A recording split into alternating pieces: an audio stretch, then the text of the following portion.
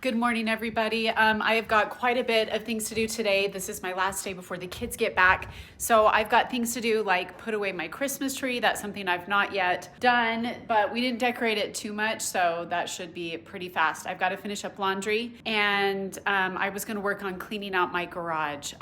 Since we have moved into this new home, in some ways we've downsized. This house is still pretty large, but there's not as much closet space as the last home had, and so I just want to declutter and not keep so many things. And the kids are growing up and don't need as many as their like baby toys that they used to play with, so we're gonna give those Montessori toys a brand new home and a new place to go to. So I will be cleaning out my garage today, putting away the Christmas tree, finishing up doing some work, taking care of the chickens, refilling like the water softener. I think that's what's also drying out my hands. For those of you who have asked about that, my hands have been super dry, and honestly it's because like a week ago I forgot to wear gloves while I was using a reciprocating saw outside doing some gardening work, prepping my yard for spring. So then the other thing I wanted to talk to you guys about is that I did a sit-down interview with a local journalist here in Southern Utah, and that was really good. It was a time to reflect just how far my family has come.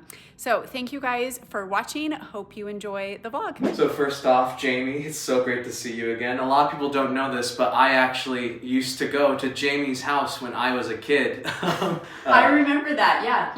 You would do vocal lessons. So obviously you and Skylar have both gone through so much through these past couple of years.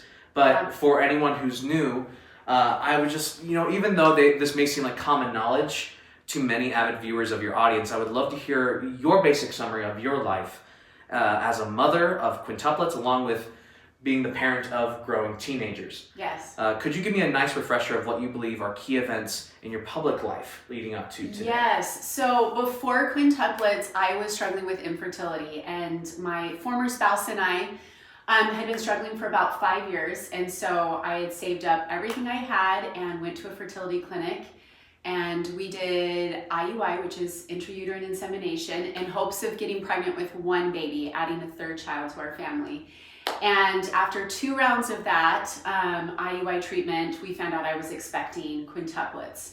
And that is 1 in 55 million odds of that happening. So that hadn't even crossed my mind. But to make a long story short, at about 21 and a half weeks pregnant, my water broke with baby A, who we now call Logan Matthew. And it was really at that pinpoint in time where we had created this Facebook page just to let friends and family know and stay informed of what was going on. So when that happened, that event happened, my former spouse had created a video just asking people to pray for us. And it was one of those videos that you hear about that just went viral all over Facebook. So people were sharing it all across the world. We had Australians praying for us, people from the UK. I was just astounded by the amount of good people. But after 2 weeks, my sac that had been ruptured resealed itself, which there's only a 1% chance of that happening with a singleton. So it had never happened with anything until like my pregnancy. So it was really cool. So let me get this straight. Sure. You had a 1 in 55 million chance of having quintuplets. Correct. And then you had a 1% chance of the sac sealing. Yes. Well, after the babies were born, the doctor told me it was actually a 0% chance, but I was hanging on for that 1%. So yeah, so it was... To say it's a miracle? Yes, an absolute miracle. And then after that had happened, then my white blood cell count just started, I think it was my white blood cell count just started climbing. And so the doctors were thinking that I was going septic, and the babies too. And so it was just one of those things where I was like, you know what, I'm just going to be grateful for every day I get to carry these babies. How many people get to say they're pregnant with quintuplets?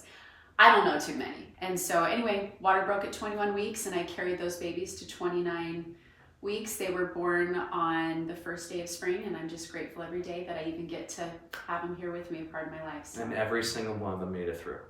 Yes. Which is incredible. Yes.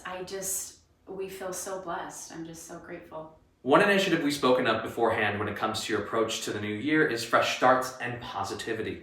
What are some of the driving factors that help you look at the negative situations in a more positive light? Well, I think what we tend to focus on, we tend to create. So I could easily choose within a day or in a moment of time to focus on everything that I'm unhappy about. Or I can have that paradigm shift and focus on everything that I'm grateful for. And for me, I think gratitude is what keeps me going. How were you approaching this in a positive light when, as a mother, when your divorce happened? I never ever thought in my life that I would choose divorce. And it was something that presented itself, and it was in the best interest for our family, for each other, for the kids.